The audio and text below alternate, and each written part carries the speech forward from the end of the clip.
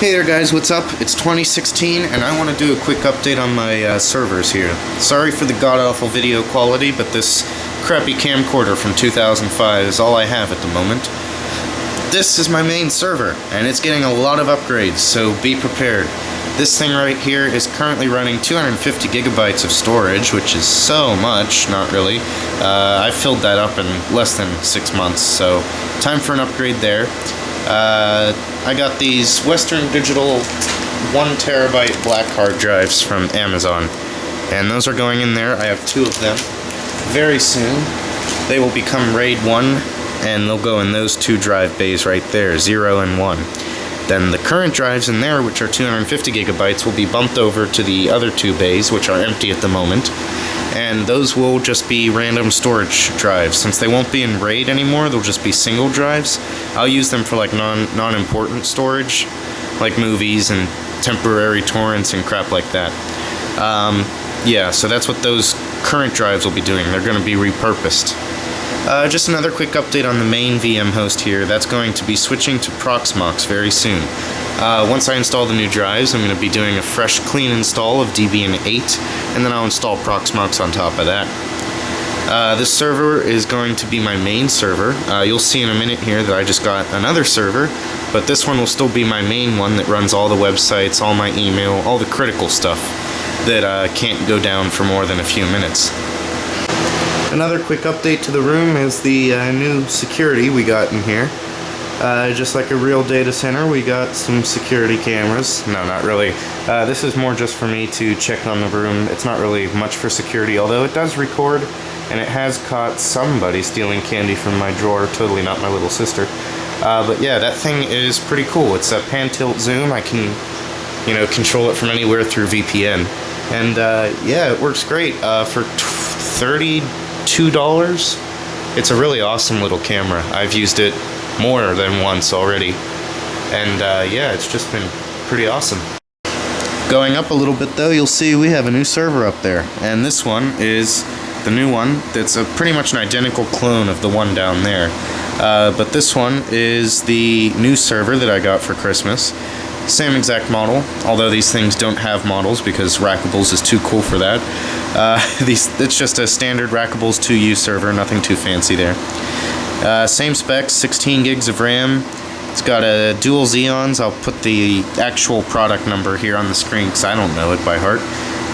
And it's been running good so far, except the hard drives. I've had nothing but bad luck when it comes to the hard drives of these things. I have had the first 2 fail already, and I don't look hopeful for the other ones. Apparently the seller who sold me this got like the absolute crappiest hard drives they could before sending, and that's what they were put in. 2 failed already. Like I said, I'm waiting on a replacement for the 1 until I boot it up again. That's why it's not running at the moment, but when it is running, I'll have 4 500 gigabyte hard drives, 2 they will be Maxtor drives, which really suck, and then the Hitachi drives. I'm working on replacing everything with Hitachi drives, but that takes a lot of money, unfortunately, and that's something I don't have right now. So I'll be stuck with 2 Maxtor drives, and then I'll have 2 Hitachi drives over there in those drive bays, and total of 1 terabyte, 1.5 terabytes in RAID 5. That will be running Proxmox, and that one's going to run my non-important VMs. I mean, they're still important, but they're not as critical as the other one. So this server will be used more for like my security cameras, my media streaming, torrents, host VPSs for a couple friends, such stuff like that. And then my other new addition to this rack is that TP-Link right there, which is a TP-Link TL-SG108E. Oh, it's not even in shot. Anyway, this thing is my brand new switch that I got for Christmas. It's no gigantic switch, but it's pretty awesome in what it does. It's a 8-port gigabit switch from TP-Link. If you can't tell by now, I'm a TP-Link fanboy like beyond belief. That's all I use for networking. Although I have this hot brick, but I'll get to that in a second. My TP-Link here, this is just my little mini switch because my main switch, as you can see, has 4 ports left. So that's not looking good. This thing is amazing. I absolutely love it. But if I could go back in time, I'd yell at myself and say get the 24-port one. But oh well, that's a past life now. I can't do anything about it. So I got this smaller one here. You can see I got my IP cameras plugged in. That's probably what I'm going to be using it for most, is IP cameras. And then the other ports I'll use for, you know, whatever comes up. Anything that needs to be on a segmented VLAN or something like that, I'll put on here. But yeah, that's my new little switch. It's a really awesome thing, except my one complaint is that it doesn't have a web interface. This guy up here has a web interface. This guy, you need this really somewhat crappy management software, and it only runs on Windows, and it's a nightmare to use, but hey, it's still a nice switch. I love TP-Link products, and I'll always stand behind them when it comes to this stuff. So yeah. Moving on, I have this hot brick. I've been asked a lot about it. Basically, to make a summary, it's a hot brick of crap. This steaming pile of shit does nothing, really. Really, it's the worst smart switch I've ever used, and it's no wonder they went out of business, this company here, and you don't hear about them. I got this for $8 at a Goodwill, used. I figured I'd give it a shot. It's half decent. It's not a smart switch at all. I don't know why the hell they advertised it as it. It's more like, you know, a dumb switch that can tell you its uptime. I mean, the web interface is absolutely useless. I can't find any info on the company whatsoever. But yeah, this thing at the moment just runs my LAN network. So my PC, my media center. You can see I really have nothing on my LAN network, but working on it. Yeah, this is anything in my LAN will be plugged into here, pretty much. So, since it's not important. Then this is a little tiny Linksys router that keeps trying to hide back there. There we go. This is a Linksys WRT610N, I think. Yeah, I'm pretty sure that's it. This is the same innards as a Linksys E3000. It's an awesome little router.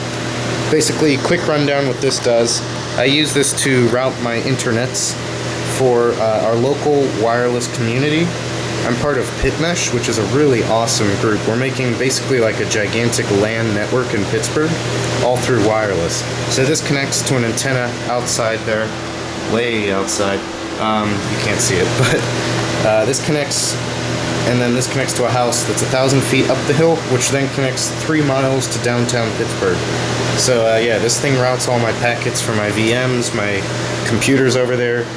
Everything that accesses this PitMesh network, which is completely separate from my main internal network, goes through this router. And that's just running OpenWRT with the OLSR routing protocol.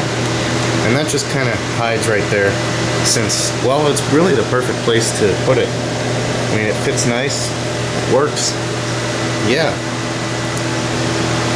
And then, moving on a little bit, we got this computer here. That's a buddy of mine's, runs Observium for his VPS host. Just watches over his network, but I'm going to see about getting that on a VM on here instead of using hardware, because I need that hardware back for something. Many projects in mind. pfSense, no updates. I don't know if I've ever said on my YouTube channel, but my pfSense box is actually the first computer I ever used. Windows XP and Pentium 4. Oh yeah. I was like a dumb little kid when I first started using this thing. I couldn't figure out how to use the mouse and get to the start menu, so I got all angry and I didn't like that computer thing. But then I started playing with it a bit and I realized, hey, it's not so bad. And then, sure enough, you know, like 6 years later, here I am. But yeah, that was our first computer running on our amazingly fast 56K dial-up modem. Down there, my main server, already covered that. And then my NAS. I'm using 300 gigabytes of my 4 terabytes. I really underestimate the amount of data I use. I don't know how people can fill stuff up. I don't have any data. I mean, like, all I have is backups from virtual private servers and crap. There's nothing really I have that takes a lot of data. So, yeah, that thing's been running excellent. Shout out to Lenovo, by the way. This model was continued, but they're still pushing security updates. Now that's a respectable company. IX2, out of stopped being made, but still pushing updates. So that is really reputable. Kudos to Lenovo for that. And then my UPS here, a little bit saddened about it. I got my amazing like 25-minute runtime, but the new server load up there, it's about 10 minutes now, unfortunately, sad face. That doesn't give me very much time, but hey, what can you do? It's good enough. And then you'll see I got a bunch of hard drive bays off eBay. Down here. And over there. I got 8 of them for like 20 bucks. I'm never going to use the extras here. I mean, you can see they're already, I just used 2 already from that bunch to put into here. But these things are hard to come by and they're expensive for some reason. I mean, like I was seeing a pair of 2 for like $30. So when I saw a pair of 8 for, you know, 20 bucks, I got it. Maybe I'll find a use for the other ones. I mean, I really love these rackable servers. So I'm probably going to get more in the future. So I might as well hold on to those. And then I got a few more up on my desk back there. But yeah, that's a quick update of my servers in 2016. Sorry to ramble on here, but if you're interested, some of the software that runs on these, this baby right here is running my web server, my email server, DNS server, IRC server.